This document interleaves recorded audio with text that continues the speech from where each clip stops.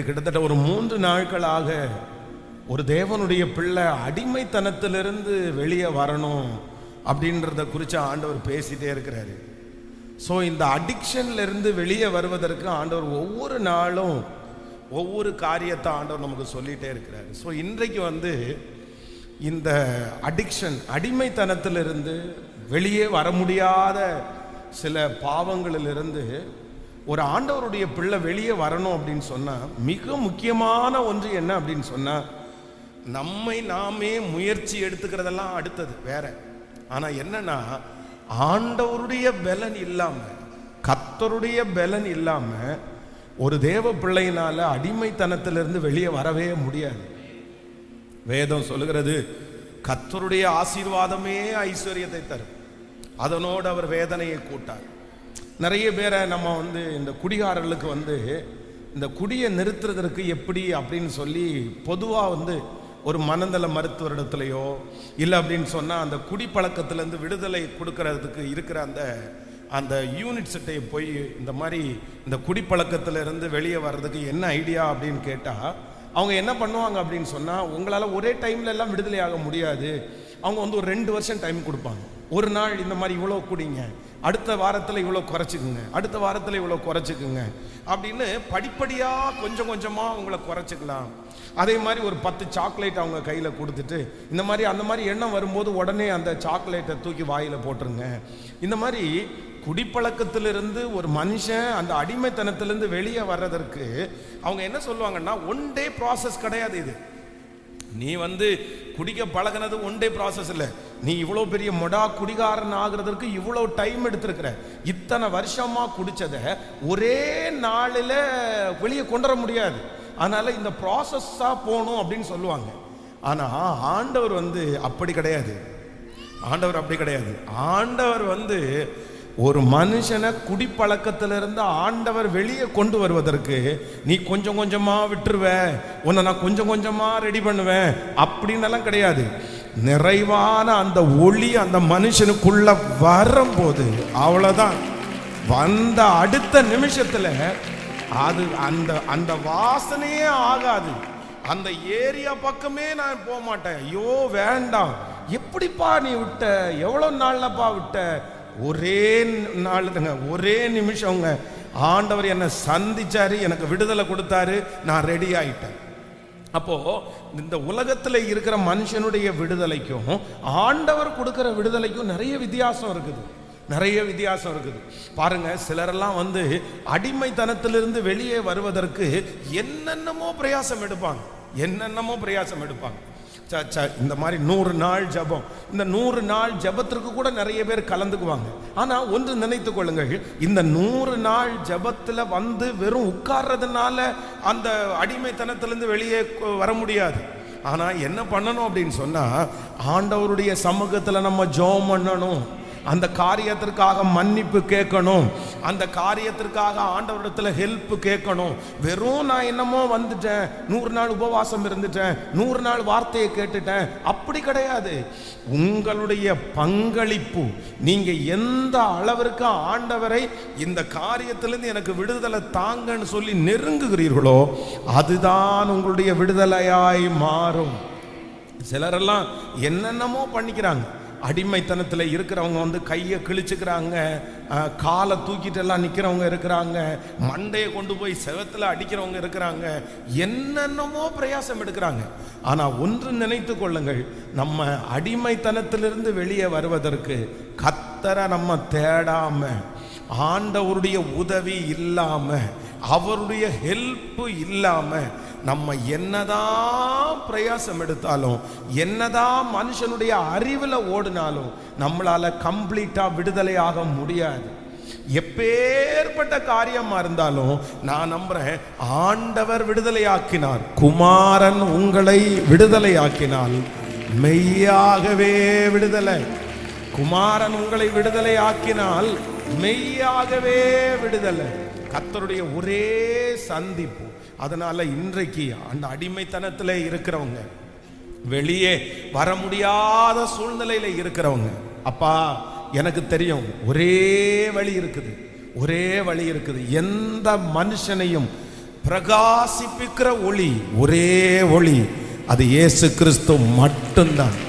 நானே வழியும் சத்தியமும் ஜீவனுமாய் இருக்கிறேன் என்று கர்த்தர் சொல்லுகிறார். என்னை அன்றி உங்களால் ஒருவராலும், என்னை அன்றி அவரை அன்றி நம்மால் ஒருவராலும் அந்த காரியத்தை செய்யவே முடியாது. அதனால வேதத்துல நிறைய நம்ம வாசிக்கிறோம். ஸோ ஆண்டவரிடத்துல திமிர்றதுனால, திணறதுனால, ஒப்பு கொடுக்கறதுனால, 10 நாள் சாப்பிடாம உட்கார்ந்து இருக்கிறதுனால, 4 நாள் உபவாசம் இருக்கிறதுனால, 2 மாசம் அந்த பக்கமே போக மாட்டேன்னு சொல்றதுனாலே அல்ல. யார் விடுதலை ஆக்கணும் அப்படின்னா குமாரன். மனுஷன் நம்மளை விடுதலை ஆக்குவான் கொஞ்ச நேரம், மனுஷன் நம்ம விடுதலை ஆக்குவான் கொஞ்சம் மணி நேரம், மனுஷன் நம்மளை தப்பு வைப்பான் ஏதோ ஒரு ஆபத்துல இருந்து. ஆனா ஆண்டவர் அப்படி இல்லை. அவரிடத்துல கெஞ்சி கேட்டோம்னா முற்றிலுமான விடுதலையை தர வல்லவரா இருக்கிறார். அப்படியே தேவ சமூகத்துல எல்லாரும் எழுப்பி நின்று தேங்க்யூ ஜீசஸ், தேங்க்யூ ஜீசஸ். இதுவரையிலும் ஒருவேளை நீங்க விடுதலைக்கு ஆண்டவருடைய பக்கத்துல போகாம இருந்திருக்கலாம்.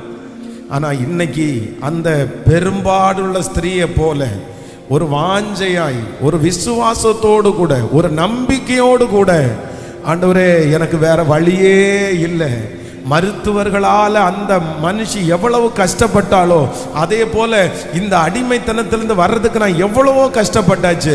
ஆனா இன்னைக்கு ஒரு தீர்மானம் எடுக்கிறேன், என்னை இதிலிருந்து விடுதலை ஆக்குற ஒரே ஒருவர் நீங்க மட்டும்தான். நீங்க என்ன விடுதலை ஆக்குவீர். ஆனால் குமாரன் என்னை விடுதலை ஆக்கினால் மெய்யாகவே. கரங்களை விட மேல உயர்த்தி சொல்லுங்க பார்க்கலாம்.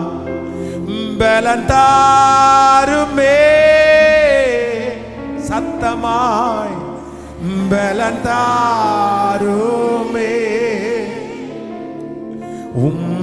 பலத்தா என்னை நீரப்பேடுமே. முழு இருதயத்தோடு சொல்லும் பலந்தாருமே, பலந்தாருமே, பலந்தாருமே. அப்பா பலத்தா என்னை நீரப்பீடுமே. சொல்லுங்க, எலியாவை போ வானாந்திரத்தில் களைத்து போய் நிற்கின்றேனே. மன்னாவை தந்து மறுபடி நடக்க செய்யும். சொல்லுவோம், எலியாவை போல் வனாந்திரத்தில் களைத்து போய் நிற்கின்றேனே. மன்னாவை தந்து மறுபடி நடக்க செய்யும். இப்போ கைகளை உயர்த்தி சொல்லும், பலந்தான். கேளு, அப்பா சமூகத்துல முழு பலத்தோடு நீ நல்லவரப்பா. பலத்தா நீரப்பீடுமே, பலந்தாருமே, பலந்தாரும். ஹல்லேலூயா. நன்றியப்பா, நன்றியப்பா. Praise the Lord Jesus. Hallelujah. சில காரியங்களுக்கு, சில அடிமைத்தனத்திலிருந்து வெளியே வருவதற்கு நம்ம முற்றிலுமாய் நம்மை கழுவுகிற தேவனை தவிர வேற ஒருவராலும் நம்மளை அதிலிருந்து கொண்டு வரவே முடியாது.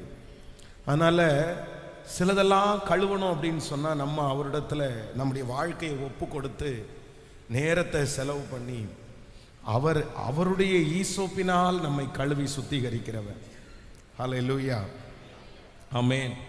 அந்த டீப் கிளீன், அந்த சரியான விதத்தில் நம்மளை குணமாக்குற கர்த்தர் யார் அப்படின்னா தேவன் ஒருத்தர் தான் குணமாக்க முடியும். இந்த உலகத்தில் நிறைய வைத்தியர்கள் இருக்கிறார்கள். நிறைய உபாதிகள், நமக்கு ஹெல்ப் பண்ணுறவங்க நிறைய பேர் இருக்காங்க, நிறைய ட்ரீட்மெண்ட் இருக்குது. ஆனால் சரியான ட்ரீட்மெண்ட் என்ன அப்படின்னு சொன்னால், நம்ம கொண்டு போய் இப்போ காலில் ஒரு புண்ணு வந்துச்சு அப்படின்னு சொன்னால் அதுக்கு ட்ரீட்மெண்ட் நிறைய பேர் கொடுப்பாங்க. சிலர் அந்த புண்ணை பார்த்த உடனே சரி மேல் பக்கமாக ஒரு பஞ்சு வச்சு மருந்து வச்சு ஒரு கட்டு கட்டி சரி போங்க சரியாயிரும் அப்படின்னு அனுப்புவாங்க. ஆனால் சிலர் அப்படியெல்லாம் விட மாட்டாங்க. என்ன பண்ணுவாங்க அப்படின்னு சொன்னால், டைம் எடுத்து காலை வச்சு கிழிச்சு உள்ளே இருக்கிற சீழு இது எல்லாத்தையும் வெளியே எடுத்துட்டு அதுக்கப்புறம் மருந்து வச்சு அதுக்கப்புறம் கட்டுவாங்க. ஆனால் இவங்க 2 பேருடையதுலேயும் வித்தியாசம் இருக்குது. அதுக்கு நம்ம என்ன பண்ணணும் அப்படின்னு சொன்னால், வெறும் ஒரு கட்டு போடுங்க நான் ஓடிடுறேன் அப்படின்னு சொல்கிறதுனால விடுதலை கிடைக்காது. சில அடிமைத்தனத்திலிருந்து ஆண்டவர் உங்களை வேரோட கர்த்தர் வெளியே கொண்டு வரணும்னா நீங்கள் என்ன பண்ணணும் அப்படின்னு சொன்னால், போய் சிலர்லாம் சாமி கும்பிடுவாங்க பாருங்கள். என்ன சாமி கும்பிடுவாங்கன்னா இந்த மாதிரி வச்சு கும்பிடுவாங்க, அவ்வளோதான். அப்படியே வாயில் தொட்டுட்டு நெஞ்சில் வச்சுட்டு பிதா குமாரன் பரிசுத்தாவின் அப்படின்ற மாதிரி போவாங்க நிறைய பேர். அந்த மாதிரி நம்ம பண்ண முடியாது. அந்த மாதிரி ஏதோ சும்மா தொட்டுட்டு நிற்கிறதுனால நம்முடைய அடிமைத்தனத்திலிருந்து வெளியே வர முடியாது. அடிமைத்தனத்திலிருந்து வெளியே வர்றது அப்படின்றது ஒரு பெரிய ப்ராசஸ். அதுக்கு டைம் நம்ம செலவு பண்ணணும். அதுக்கு நம்ம முழுக்க முழுக்க நம்பி நம்மளை ஆண்டவர் விடுதலை ஆக்குவாருன்னு அவருடைய கையில் நீங்கள் கொடுக்கணும். அவருடைய கையில் நீங்கள் கொடுக்கணும். கொடுத்து உட்கார்ந்து ஒன்னொன்னா அறிக்கை செய்து அவர் ஒன்னொன்னா ஞாபகப்படுத்துவார். ஆவியானவர் உங்களுக்குள்ளே வரும்போது சகல சத்தியத்தை குறித்து நம்மிடத்தில் ஆண்டவர் வெளிப்படுத்துவார். நம்முடைய தப்பு என்னன்னு வெளிப்படுத்துவார். அப்போ ஒன்னொன்னா நம்ம அறிக்கை செய்வோம், ஒன்னொன்னா ஒப்பு கொடுப்போம், ஒன்னொன்னா மனம் திரும்புவோம். அப்படி மனம் திரும்புதல் தான் உங்களுக்கு சரியான மனம் திரும்புதலாக இருக்கும். மற்றபடி 1000 டைம் நிறைய பேர் எழுதுவாங்க. நிறைய பேர் கடந்த சில நாட்களுக்கு முன்பாக ஒரு வாலிப தம்பியை சந்திக்கும் போது அவனுக்கு இந்த ஃபோனில் ரொம்ப அசுத்தமான படம் பார்க்குறது அவனுடைய ஹேபிட், அவனுடைய பழக்கமாக இருந்துச்சு. அதனால் அவன் நிறைய இழந்துட்டான். அவனுடைய தூக்கத்தை இழந்துட்டான், மனநலமை பாதிக்கப்பட்டுருச்சு. அவன் ரொம்ப அந்த காலேஜ்லேயே ஃபஸ்ட் எடுக்கிறவன்.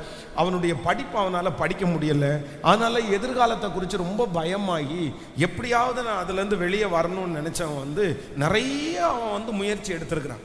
அந்த முயற்சியில் ஒரு பெரிய முயற்சி என்ன அப்படின்னு சொன்னால், ஒரு லாங் சைஸ் நோட்டு காமிச்சான். அந்த நோட்டில் அவன் என்ன எழுதியிருக்கிறான் அப்படின்னு சொன்னால், நான் இனி தவறான படங்களை பார்க்க மாட்டேன், நான் இனி தவறான படங்களை பார்க்க மாட்டேன்.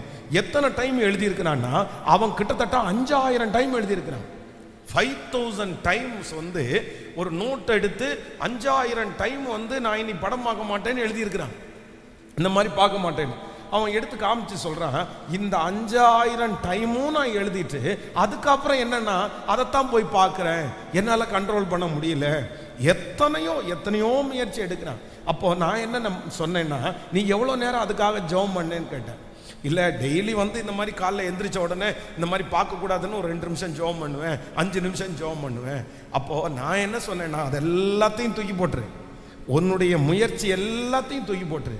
நீ டெய்லி கர்த்தர் சமூகத்தில் இப்போ இந்த எழுதுறதுக்கு ஒரு நாள் 1 மணி நேரம் யூஸ் பண்ணியிருப்பல்ல, அந்த 1 மணி நேரத்தை ஆண்டவருடைய சமூகத்தில் நீ செலவிடு.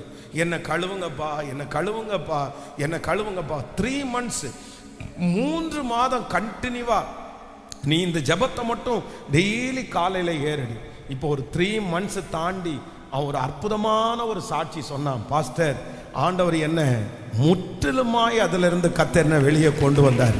பலத்தினாலும் அல்ல, பராக்கிரமத்தினாலும் அல்ல, தேவனுடைய ஆவியினாலே எல்லாம் ஆகும். பலத்தினாலே அல்ல, பராக்கிரமத்தினாலே அல்ல, தேவனுடைய ஆவியினால் எல்லாம் ஆகும். என்னுடைய முயற்சியினாலே அல்ல, கர்த்தருடைய கிருபையினால் எல்லாம் ஆகும். அப்போ ஆண்டவருடைய சமூகத்தில் அடிமைத்தனத்திலிருந்து வெளியே வருவதற்கு ரொம்ப அவசியமான ஒன்று கர்த்தர் சமூகத்தில் கொடுத்து கர்த்தர் அதிலிருந்து நம்மை விடுதலை ஆக்குறதற்கு கர்த்தர் நல்லவராய் இருக்கிறார். ஆமேன், ஹல்லேலூயா. வேதத்தில் ஒரு வசனத்தை வாசிக்கும் போது வேதம் ரொம்ப அழகாய் சொல்லுகிறது, பூட்டப்பட்ட அறைக்குள்ளே நம்முடைய ஆண்டவராகிய இயேசு கிறிஸ்து பூட்டப்பட்ட அறைக்குள்ளே சென்றார் அப்படின்னு வாசிக்கிறோம். சீடர்கள் எல்லாரும் ஆண்டவராகிய இயேசு கிறிஸ்துவை சிலுவையிலே அடித்த உடனே எல்லாரும் பயந்து போய் ஒரு அறைக்குள்ள போய் தங்களை பூட்டி கொண்டார். அப்படின்னா அந்த அறைக்குள்ள போய் தங்களை பூட்டிட்டு உள்ளேயே உட்கார்ந்துட்டாங்க. ஆனா வேதம் சொல்லுது, பூட்டப்பட்ட அறைக்குள்ள ஆண்டவர் பிரவேசித்து அவர்களுக்கு ஒரு பெரிய வாக்கு தத்தத்தை கொடுக்கிறாரு. அவங்க அந்த அறைக்குள்ள 4 செவத்துக்குள்ள அந்த கதவை பூட்டிட்டு உள்ள உட்கார்ந்த உடனே அவங்க தரிசனம் எல்லாம் முடிஞ்சு போயிடுச்சு. 4 செவத்துக்குள்ள தன்னுடைய வாழ்க்கை முடிஞ்சிரும்னு நினைக்கிறாங்க. இனி இருக்கிற வாழ்க்கை 4 செவத்துக்குள்ள தான் அப்படின்னு ஒரு முடிவு எடுத்துட்டாங்க. ஆனா கர்த்தர் அந்த பூட்டப்பட்ட அறைக்குள்ள கர்த்தர் கடந்து போய் அவர்களுக்கு என்ன தரிசனத்தை கொடுத்தார் அப்படின்னா, இது உங்க எல்லை இல்லை, நீங்க பூமி எங்கும் கடந்து போய் சகல ஜனங்களையும் சீசராக்கி பிதா குமாரன் பரிசுத்த ஆவியின் நாமத்தினாலே அவர்களுக்கு ஞான ஸ்நானம் கொடுப்பீர்கள். நான் நம்புகிறேன் இந்த 18வது நாள் இந்த ஜெபத்தில் நிறைய பேர் உங்களுக்குள்ளேயே ஒரு பூட்டப்பட்ட ஒரு அறைக்குள்ள 4 செவத்துக்குள்ள ஒரு வீட்டுக்குள்ள உங்களுடைய வாழ்க்கையில ஏற்பட்ட சில தோல்விகள், உங்களுடைய எதிர்பார்ப்புகள் ஒருவேளை நஷ்டமானதுனால, இல்லைன்னா இந்த சீசர்களை போல இதுவரையிலும் ரொம்ப நல்லா இருந்து திடீரென்று உங்க வாழ்க்கையில ஏற்பட்ட ஒரு பெரிய மன வருத்தத்தின் நிமித்தம் ஒரு ரூமுக்குள்ள நீங்க அடைஞ்சிருக்கலாம். உங்க தரிசனத்தை நீங்க ஒரு 4 செவத்துக்குள்ள நீங்க கொண்டு வரலாம். ஆனா ஆண்டவர் இன்றைக்கு தெளிவாய் வாக்கு கொடுக்கிறார். அந்த பூட்டப்பட்ட அந்த இருதயத்துக்குள்ள கர்த்தர் வருகிறார். அந்த தரிசனத்துக்குள்ள ஆண்டவர் வருகிறார். கர்த்தர் உங்களுக்கு தெளிவாய் வாக்கு கொடுக்கிறார். இது உன்னுடைய எல்லை அல்ல, இது உங்களுடைய எல்லை அல்ல, இந்த 4 செவர் உங்களுடைய எல்லை அல்ல, இந்த தெரு உங்களுடைய எல்லை அல்ல. கர்த்தர் வாக்கு கொடுக்கிறார், நான் உன்னை ஜாதிகளுக்கு தகப்பனாக, ஜாதிகளுக்கு தாயாக. இந்த வார்த்தையை விசுவாசித்து கரங்களை தட்டும் போதே அந்த உயிர்த்தெழுந்த வல்லமை,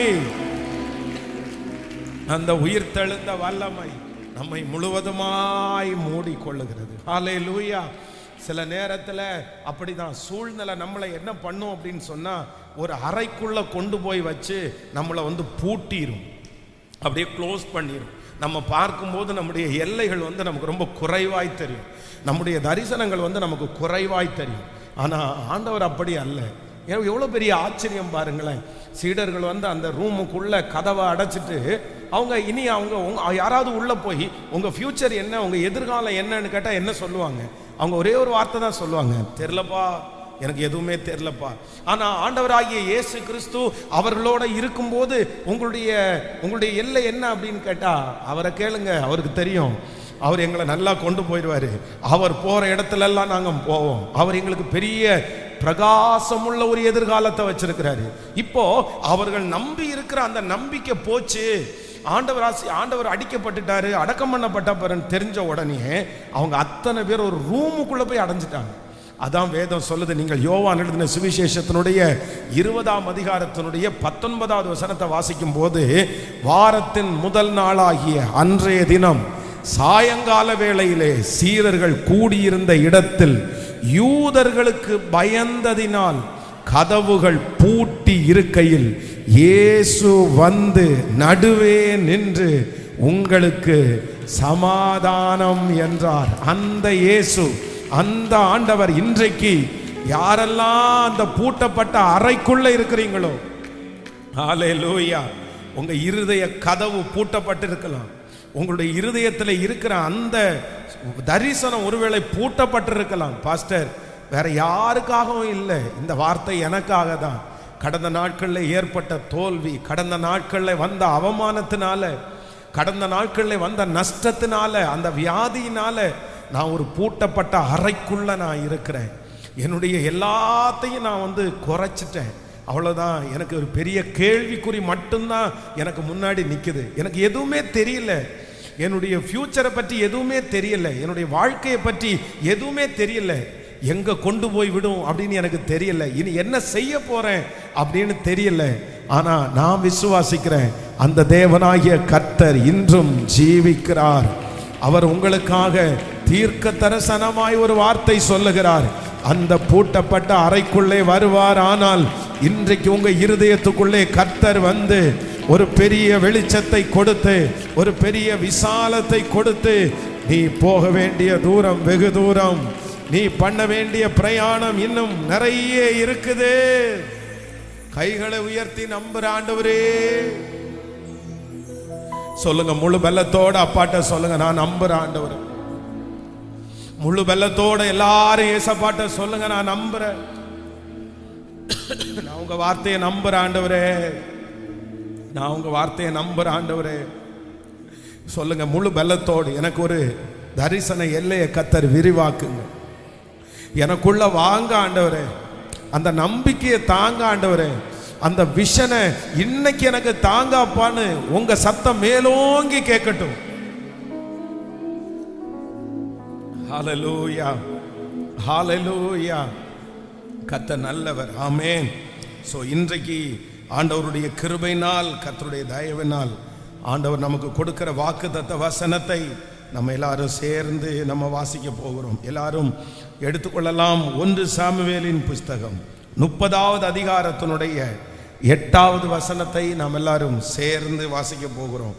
1 சாமுவேல் 30ஆம் அதிகாரத்தினுடைய 8வது வசனத்தை சேர்ந்து வாசிக்கலாம். தாவீது கர்த்தரை நோக்கி, நான் அந்த தண்டை பின்தொடர வேண்டுமா, அதை பிடிப்பேனா என்று கேட்டான்.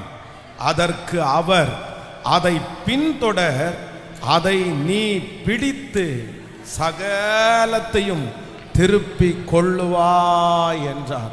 இன்னொரு விஷயம் கூட சேர்ந்து வாசிக்கலாம். கர்த்தர் தாவீதை நோக்கி, தாவீது கர்த்தரை நோக்கி, நான் அந்த தண்டை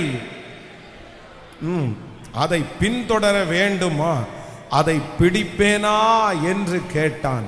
அதற்கு அவர், அதை பின்தொடர், அதை நீ பிடித்து சகலத்தையும் திருப்பி கொள்ளுவாய், சகலத்தையும் திருப்பி கொள்ளுவாய். இந்த 18வது நாள் ஆண்டவர் நமக்கு கொடுக்கிற ஒரு நல்ல வாக்குத்தத்தம், நீ சகலத்தையும் திருப்பி கொள்ளுவாய். இது ஆண்டவர் உங்களுக்கு பல முறை சொன்ன வாக்குத்தத்தம். பல மனிதர்கள் மூலமாய் ஆண்டவர் நமக்கு சொன்ன வாக்குத்தத்தம்.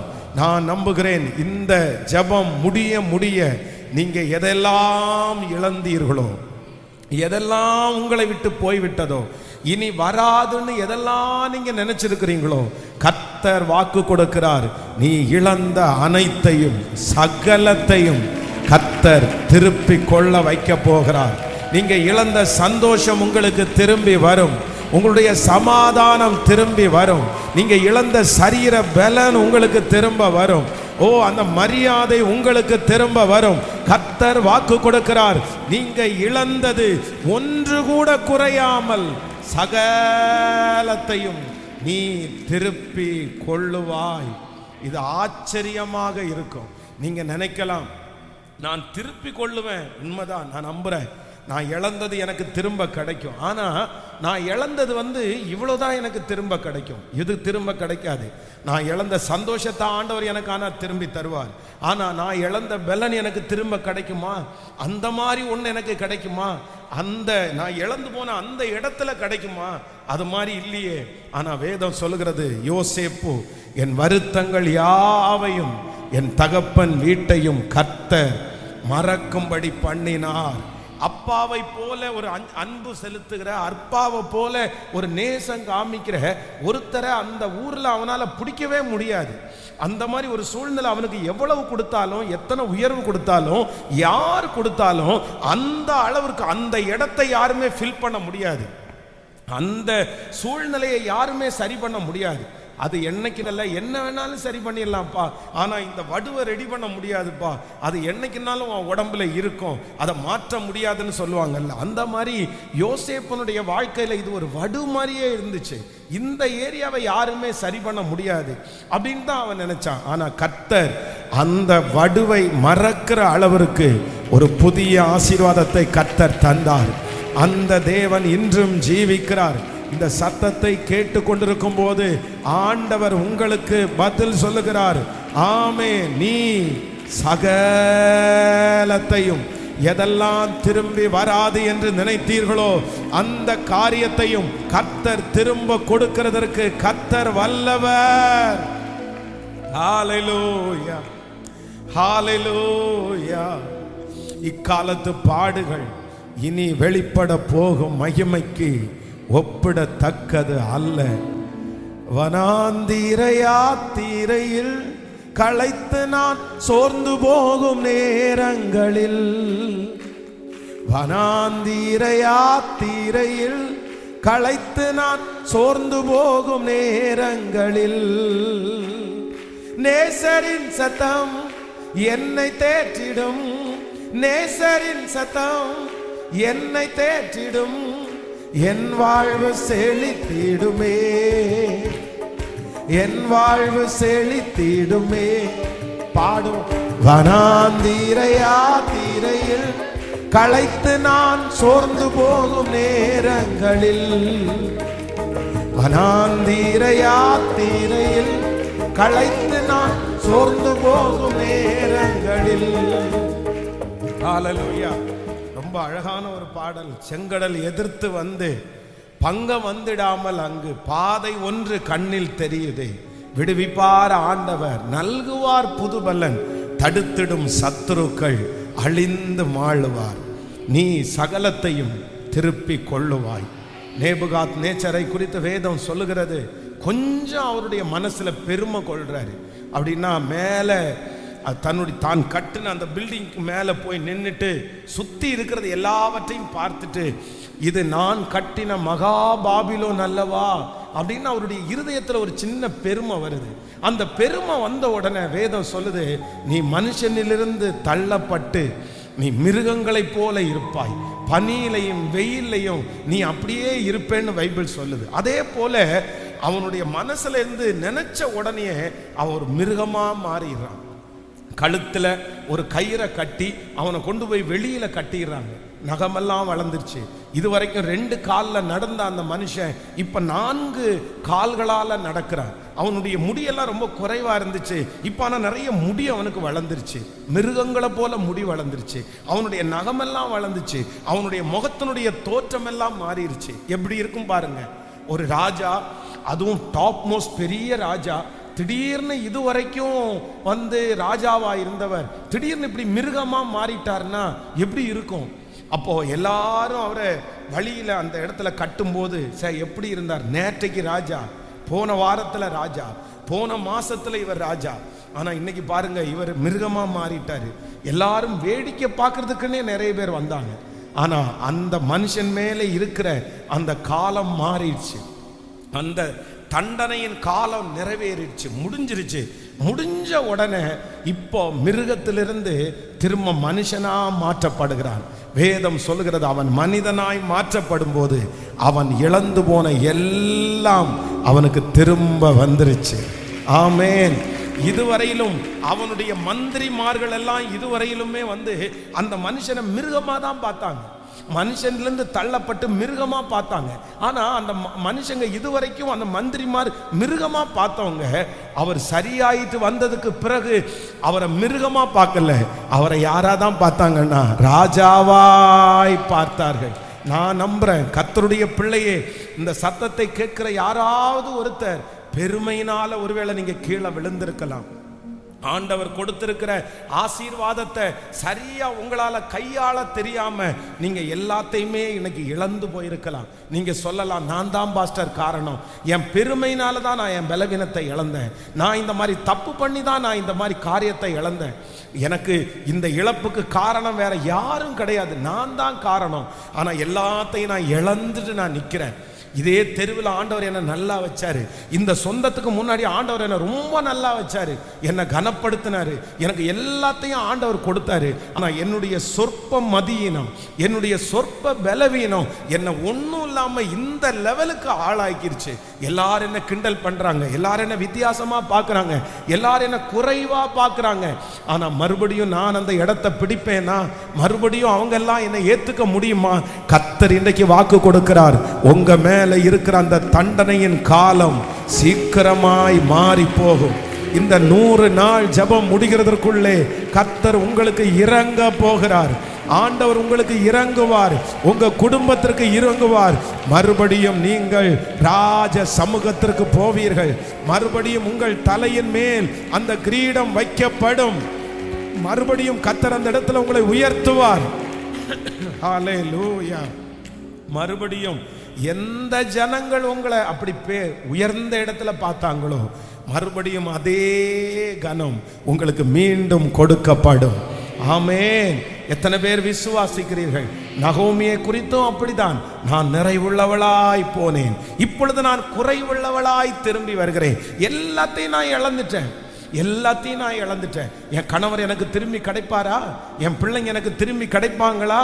கண்டிப்பா கிடைக்க மாட்டாங்க. இனி என்னுடைய வாழ்க்கையில நான் இழந்ததை திரும்ப பெற்றுக்கொள்ள முடியாது. நான் சகலத்தையும் திருப்பி பெற்றுக்கொள்ள முடியாது. ஆனா வேதம் சொல்லுகிறது 10 குமாரரை பார்க்கலும் அந்த ஒரே ஒரு மருமகள் அந்த நகோமிக்கு விசேஷமானவளாய். ஹல்லேலூயா. நகோமி இழந்தது 2 பிள்ளைகள். ஆனா கர்த்தர் 10 பிள்ளைகள் இருந்தால் கூட இப்படிப்பட்ட ஒரு மருமகள் கிடைக்காதுன்ற அளவிற்கு அவளுடைய வாழ்க்கையிலே திரும்ப தந்த கர்த்தர் இன்றைக்கு தீர்க்க தரிசனமாய் வாக்கு கொடுக்கிறார். நீ சகலத்தையும் திருப்பி கொள்ளுவாய். நீ சகலத்தையும் திருப்பி கொள்ளுவாய். ஆண்டவர் வாக்கு கொடுக்கிறார். நீ சகலத்தையும். எல்லாமே நமக்கு திரும்ப வரும். நாம் இழந்தது எல்லாமே திரும்ப வரும். என் கைவிட்டு போனது எல்லாமே திரும்ப வரும். ஆண்டவர் எனக்கு மறுபடியும் கொடுப்பார். திரும்பவும் ஆண்டவர் எனக்கு தருவார். திரும்பவும் நான் சந்தோஷப்படுவேன். திரும்பவும் அந்த சமூகத்தில் நான் உட்காருவேன். திரும்பவும் நான் தலை நிமிர்ந்து வாழ்வேன். திரும்பவும் ஆண்டவர் என் கூட இருக்கிறத நிரூபிப்பார். திரும்பவும் ஆண்டவர் மறுபடியும் ஒரு விஷயம் என்னை நினைப்பார். அவர் மறுபடியும் அந்த இடத்துல நான் தலை நிமிர்ந்து வாழ்வதற்கு கர்த்தர் எனக்கு இரக்கம் பாராட்டுவார். நீ சகலத்தையும் ஒருவேளை அந்த சில விஷயத்தை திருப்பியே எடுக்க முடியாத மாதிரி சில விஷயம் இருக்கும். அப்படின்னா மரணம், யாராவது இறந்துட்டாங்கன்னு வைங்களேன், இறந்தவங்களை நம்ம திரும்ப கொண்டு வர முடியாது. அப்படிப்பட்ட கேள்விக்குறியோட யாராவது ஒருத்தர் இருக்கலாம். ஆண்டவர், பாஸ்டர் எனக்கு இந்த மாதிரி ஒருத்தர் இறந்துட்டாங்க, நான் எப்படி அதை மறக்க முடியும்? திரும்பி எங்கள் அம்மா வந்துருவாங்களா? திரும்பி எங்கள் அப்பா வந்துருவாங்களா? கர்த்தருடைய பிள்ளைகளை ஒன்று நினைத்துக் கொள்ளுங்கள். ஒன்று, ஆண்டவர் என்ன பண்ணுவார் அப்படின்னு சொன்னால், நமக்கு ஏற்கனவே இருக்கிறது போல ஒன்றை கொடுத்து ஆண்டவர் நம்முடைய வருத்தங்களை மறக்க பண்ணுவார். இருக்கிறது ஏற்கனவே இழந்துட்டோம் பாருங்களா, இதை இழந்துட்டோமா, அதே திரும்ப கொடுத்த ஆண்டவர் நம்முடைய வருத்தத்தை மறக்க பண்ணுவார். இல்லை அப்படின்னா அதை விட பெஸ்டான ஒன்றை கொடுத்து, அதை விட நல்லா ஒன்றை கொடுத்து நம்முடைய வருத்தத்தை கர்த்தர் மறக்க பண்ணுறதுக்கு வல்லவராக இருக்கிறார். ஈசாக்கை குறித்து வேதம் சொல்லுது, தன்னுடைய தாய் ரொம்ப நேசிச்சாங்க. ஒரே பிள்ளை இல்லை, சாராய்க்கு வயது சென்று சாராயுடைய கர்ப்பம் செத்து போனதுக்கு அப்புறம் கிடைச்ச பிள்ளை ஈசாக்கு. அதனால ஈசாக்கை பொத்தி பொத்தி வளர்த்தாங்க. ஈசாக்குக்காக யாரை வேணாலும் இறக்குறதுக்கு சாராய் ஆயத்தமா இருந்தாங்க. அந்த அடிமை பெண்ணையும் அந்த இஸ்மவேலையும் வெளியே தள்ளுறதுக்கு காரணம் என்ன அப்படின்னா, என் பிள்ளை நீ எதுக்குறா குறைவா நடத்துற, அவ்வளவுதான், நீ என் வீட்டில் இருக்க வேண்டாம், அப்படி ஸ்ட்ரிக்டா முடிவெடுத்தாங்க. தன்னுடைய பிள்ளை தான் அவனுக்கு முன்னாடி, தன்னுடைய பிள்ளை தான். அவ்வளோ அன்பாய் பார்த்த இந்த சாரால் மரித்து போனாங்க. இப்போ ஈசாக்கு ரொம்ப துக்கமாகிறான். ஈசாக்கு ரொம்ப அம்மாவோட ரொம்ப டிபெண்ட் பண்ணிட்டு இருந்ததுனால அந்த ஈசாக்கு அந்த துக்கத்தை மாற்றவே முடியல. ஆனா வேதம் சொல்லுது, இப்ப அம்மாவை விட நல்ல ஒரு மனைவி ஆண்டவர் தருகிறார். ரெபேக்காளை கர்த்தர் கொடுக்கிறார். வேதம் சொல்லுகிறது, ரெபேக்காளை சாராயினுடைய கூடாரத்திற்கு அழைத்து கொண்டு போய் தன் தாய்க்காக கொண்டிருந்த துக்கம் நீங்கி ஆறுதல் அடைந்தான். தன் தாய்க்காக கொண்டிருந்த துக்கம் நீங்கி ஆறுதல். நான் இந்த பலிபீடத்திலிருந்து கர்த்தருடைய வார்த்தையை சொல்றேன். ஒன்று, நீங்க இழந்து போனதை கர்த்தர் அப்படியே தருவார்.